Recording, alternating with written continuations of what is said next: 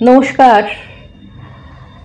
আজ সমবেত সংক্ষিপ্ত অনুধ্যানের বিষয় শ্রীরামকৃষ্ণ ভক্ত বৈকুণ্ঠনাথ সান্যাল। নদিয়া জেলার বেলপুকুর গ্রামে দীননাথ সান্যালের পুত্ররূপে বৈকুণ্ঠনাথের জন্ম। আবাল্য ধর্মের প্রতি টান, সেই জন্যই ধর্ম ব্যবসায়ী লোকদের কাছে গিয়ে ধর্ম নিয়ে আলোচনা বাদানুবাদ করতেন, কিন্তু প্রাণে তৃপ্তি লাভ হতো না। সর্বত্র ধর্মের আড়ালে প্রতারণা ও ভণ্ডামি দেখে তিনি বিরক্ত হয়ে এই ধারণায় এলেন যে ধর্মরাজ্যের সর্বত্রই জুয়াচুরি ফাঁকি। এই অবস্থায় তিনি এক পরমাত্মীয় ধর্ম আচার্যের কাছে জানতে পারলেন দক্ষিণেশ্বরে পরমহংসের কথা। সেই আচার্য বলেছিলেন, আমিও যখন তোমার মতন প্রায় নাস্তিক হয়ে সংসারে একেবারে ডুবতে বসেছিলাম, সেই সময় এই কলকাতারই পাশে দক্ষিণেশ্বরে রাসমণির কালীবাড়িতে এক মহাপুরুষের পূর্ণ দর্শন পেলাম। তার নাম রামকৃষ্ণ পরমহংস। আমার ক্ষুদ্র বুদ্ধিতে তাকে তো অবতার তুল্য লোক বলে ধারণা হয়েছে। যদি ধর্ম জানতে চাও বা লাভ করতে চাও তো সেই মহাপুরুষের কাছে যাও। বৈকুণ্ঠনাথ কথাগুলি শুনেও আবার ঠকবার ভয়ে যেতে চাইলেন না, তবে তার বিষয়ে খোঁজ খবর নেওয়া শুরু করলেন। পরে মনে হলো এখানে কিছু থাকলেও থাকতে পারে, তবে নিজের চোখে দেখার চেষ্টাই ভালো। তারপর তিনি বলছেন, এইরূপ ভেবে চিনতে একদিন পরমহংসদেবের এক প্রিয় সন্তানের স্বামী প্রেমানন্দের সঙ্গে দক্ষিণেশ্বরে তার দর্শনে গেলাম, কিন্তু সেই পবিত্র মূর্তি দেখে জীবনে যে এতদূর পরিবর্তিত হবে, জীবন যে এতদূর পরিবর্তিত হবে, এ কথা স্বপ্নেও ভাবিনি। বৈকুণ্ঠনাথ প্রথম দর্শনেই শ্রীরামকৃষ্ণের প্রতি আকৃষ্ট হয়েছিলেন। তার আত্মস্মৃতি, দেখলাম এক অদ্ভুত মানুষ, বয়স্ক হলেও বালকের মতো স্বভাব, রাঙা টুকটুকে ঠোঁট, ভাবে ঢুলু ঢুলু দুটি চোখ, মুখমণ্ডলে অপরূপ জ্যোতি, যেন আনন্দ ঘন মূর্তি। ভাবলাম ইনি কি সেই পুরুষ, অথবা সেই পুরুষের নিরন্তর চিন্তায় আত্মহারা হয়ে ইনি আনন্দ সাগরে ভাসছেন, ডুবছেন, আবার মাঝে মাঝে উঠছেন আর খেলা করছেন। মানুষ হয়েও একই ভাব, জগতের মধ্যে থেকেও একই জগৎ ছাড়া ভাব। জন্মাবধি নিজের বংশমর্যাদা, নিজের বিদ্যাবুদ্ধি, নিজের যাহা কিছু সব বড় দেখতেই শিখেছিলাম। অন্তরের শ্রদ্ধা ভক্তির সহিত এ পর্যন্ত কাহাকেও প্রণাম করেছি কিনা মনে পড়ে না, কিন্তু শ্রীরামকৃষ্ণের সেই অদৃষ্টপূর্ব রূপ ও ভাব দেখে অহংকার শতধা চূর্ণ হয়ে গেল।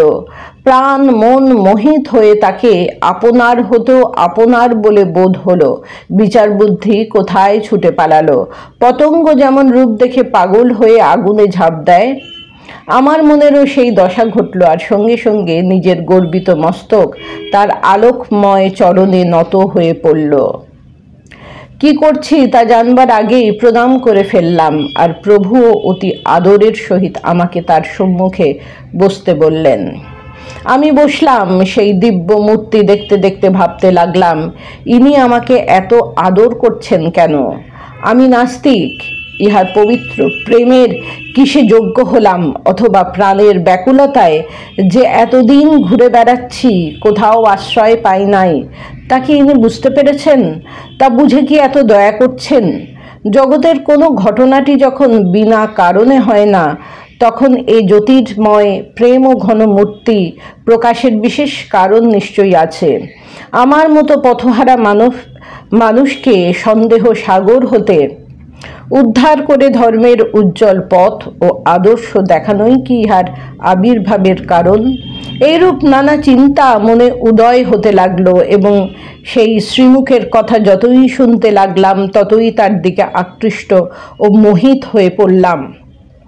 কোথা দিয়ে সেদিনটা চলে গেল তা টেরও পেলাম না। দিনান্তে তারই ধ্যান করতে করতে তার সুমধুর কথা ও অপূর্ব আদর যত্নের বিষয় ভাবতে ভাবতে বাড়ি ফিরলাম।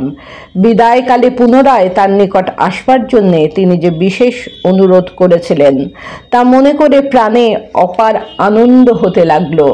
বৈকুণ্ঠনাথের জীবনে কতদূর পরিবর্তন হয়েছিল তা তার উত্তর জীবন দেখলে বোঝা যায়।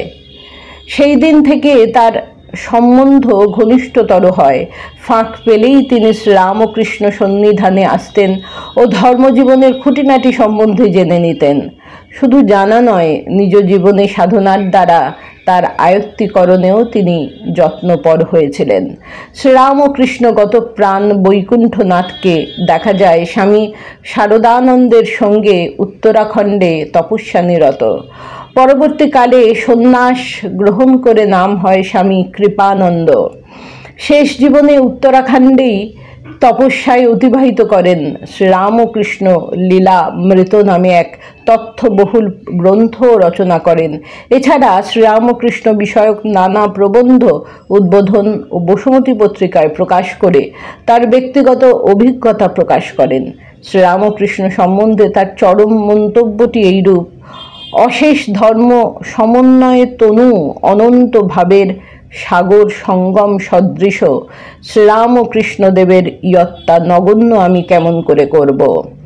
এখন এসো সকলে মিলে তার চরণে প্রণত হই এবং তার শক্তিতে নবপ্রাণ লাভ করে উচ্চৈস্বরে ঘোষণা করি, জয় হিন্দু, খ্রিস্টান, মুসলমান, বৌদ্ধ প্রভৃতি সকল ধর্মের জয়। জয় বেদ, বাইবেল, কোরআন, পুরাণ সমগ্র শাস্ত্রকুলের জয়।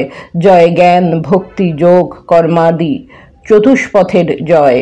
জয় সর্বদেশের, সর্বকালের, সর্ব অবতারকুলের জয়। জয় সর্বধর্মের, সর্বভাবের, সর্ব অবতারকুলের ঘনীভূত প্রতিমা ভগবান শ্রীরামকৃষ্ণের জয়। নমস্কার।